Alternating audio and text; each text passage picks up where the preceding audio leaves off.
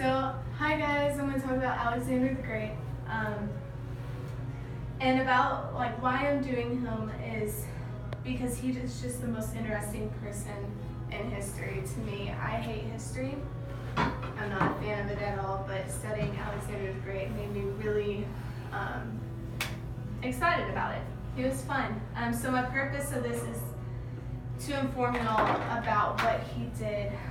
The three main points was who he is, what he did in life, and the lasting impact he has on us still today. So we're going to talk about who he is. Alexander the Great was a ruler in Greece who conquered most of the known world in his 20s. He lived from 356 BCE to 323 BCE. It's just found interesting that the known world to him, he conquered all that in his 20s. Like I said, I'm 20 years old and I'm not conquering the world, so it makes me sit here and think, what in the world am I doing with my life? So yeah, another fun fact that I saw, kind of not fun, it's actually really disturbing to me, is that he was a big mama's boy. And so him and his mom, just to secure his spot as ruler after his father died, planned to kill all of his siblings. You two are siblings.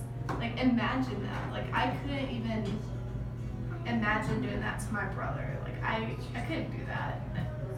I couldn't. Just to secure a spot as ruler, I couldn't do it. But he ended up becoming the ruler, and he defeated three main cities back to back. One was Granix in 334 BC, Issus in 333 BC, and Arbela in 331 BC. He had this conquest that he later just conquered, which provided for greater interest than ever before. His father's dream, which he fulfilled, I'm going to go to the map real quick.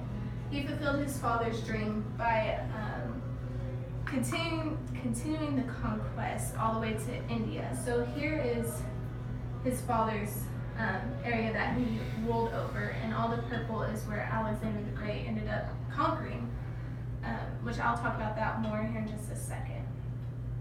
My second point is, what did he do to make such an impact in history? Not only did he conquer all of this, but he also spread the Greek language. So for instance, India and Egypt, they have two different languages, but with Alexander the Great conquering these cities, most of the country, he ended up spreading the Greek language where it became a common trade for them wherever they just needed to trade, like pepper, salt, or whatever it was. They were able to speak in one language because of Alexander the Great.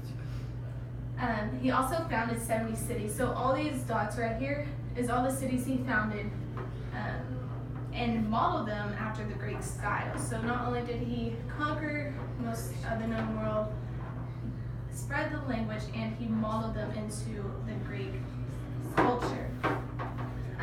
One interesting fact that I found out was that he and his soldiers married into the Oriental cultures, which mixed the two cultures.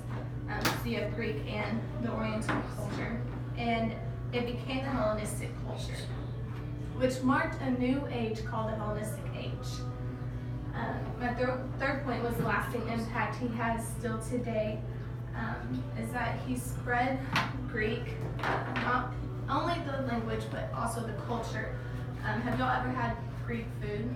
Like Greek yogurt, maybe? Yeah? So we have food from Greece because he ended up spreading this language. He's also still known, this is the Greek language that he spread, but he's also still known for the most powerful leader in the ancient world ever produced, or ever born, I should say.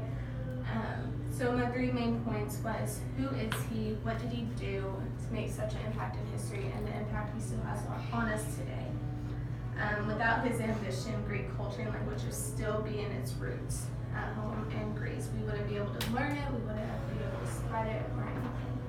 So that's Alexander the Great, and thank you for listening.